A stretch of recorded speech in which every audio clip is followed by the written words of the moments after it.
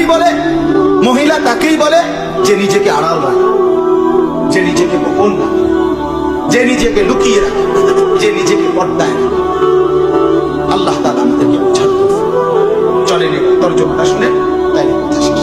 আল্লাহ তাআলা নারীদের ব্যাপারে সরাসরি লক্ষ্য করে মহিলাদেরকে, মুসলিম রমণীদেরকে, মুসলমানের মা, মুসলমানের স্ত্রী, মুসলমানের মেয়ে, মুসলমানের বোন, তাদেরকে লক্ষ্য করে আল্লাহ সরাসরি বলতেছে ওয়াকারনা ফি বুয়ুতিকুন্না।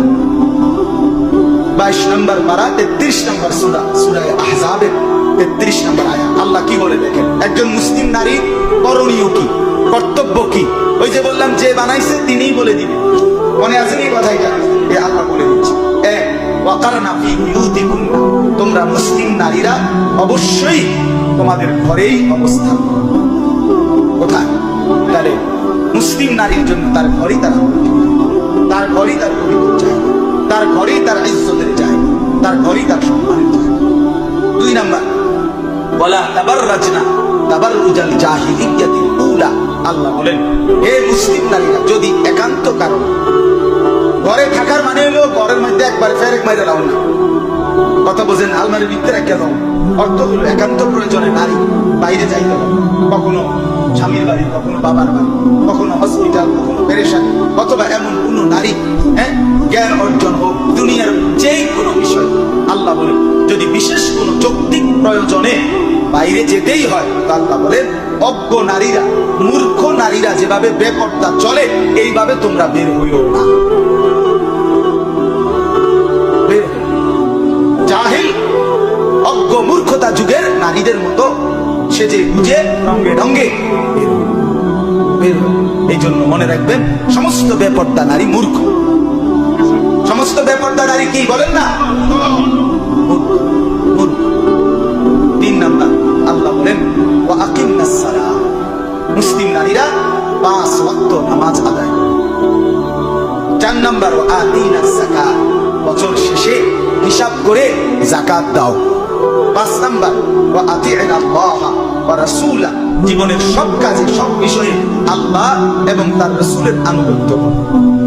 এখন বলেন তো আপনি, একজন মুসলিম মা, বোন, নারী, মেয়ে, এগুলি যদি ঘরে থাকতে হয়, পর্দা করতে হয়, 5 ওয়াক্ত নামাজ পড়তে হয়, হিসাব করে যাকাত দিতে হয়, আল্লাহ রাসূলের আনুগত্য করতে হয়, তাকে কিছু শিখতে হবে কিনা, জানতে হবে কিনা? তো এ যদি এটা না শিখে, তো এটা কোথা থেকে জানবে? এই জন্য মুসলিম নারীদেরও তাদের পর্দা ঠিক রেখে, শরীয়ত ঠিক রেখে জ্ঞান অর্জন করা, কোরআন সুন্নাহর ইলম অর্জন করা উচিত। এরপর আল্লাহ বলেন, হে নারীরা, তোমরা আমি আল্লাহ ঘরে রাখতে চাই কেন? প্রশ্ন হলো এটা, আল্লাহকে জিজ্ঞেস করে, আপনি বেরিয়ে ঘরে আটকাচ্ছেন কেন? মহিলার বাইরে হইতে স্বাভাবিকভাবে পুরুষদের কাঁধে কাঁধ মিলিয়ে বের হতে দিচ্ছেন না কেন? আল্লাহ তাআলা বলেন, ইন্নামা ইউরিদুল্লাহু লিইউযহিবা আনকুমুর রিজসা আহলাল বাইতি ওয়া ইউতাহহিরাকুম তাতহীরা। সুবহানাল্লাহ। আল্লাহ বলেন, আমি আল্লাহ চাই একজন মুসলিম নারী দ্বারা, মুসলিম রমণী দ্বারা ঘরে রেখে তার সেই ঘরের সকলকে পবিত্র করে দিতে। 107টি পর্দানশীল চরিত্রবতী নারী ঘরে থাকবে, তার স্বামীও দিনদার হবে, তার মাও দিনদার হবে, তার বাবাও দিনদার হবে, ছেলেও দিনদার হবে, মেয়েও দিনদার হবে, পুরা ফ্যামিলি ওই নারীর বরকতে আল্লাহ ওয়ালা হচ্ছে।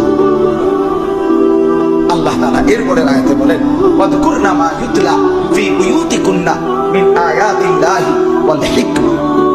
আল্লাহ বলেন, এখন যদি নারীরা প্রশ্ন করে, আমি ঘরে বইয়ে কি করব? সারাক্ষণ রান্না বান্না ছাড়া, এরপরে কি করবেন? এরপরে আপনি রিমোট হাতে নিবেন আর তিরুমালা চাইবেন আর স্টার জলসা। কথা বুঝছি? আল্লাহ বলেন না, ওয়াযকুরনা মা ইউতলা ফি বুয়ুতিকুন্না মিন আয়াতিল্লাহি ওয়াল হিকমা। আল্লাহ বলে, তোমরা মুসলিম নারীরা তোমাদের সাংসারিক হালাল প্রয়োজন পূরণের পরে তোমাদের ঘরে অবস্থান করাকালীন তোমরা আল্লাহর আয়াত, কোরআন এবং হিকমত মানে রাসূলের হাদিস তোমরা পাঠ করবা, তেলাওয়াত করবা, পড়বা, বুঝবা, শুনবা, শুনাইবা, আমল করবা।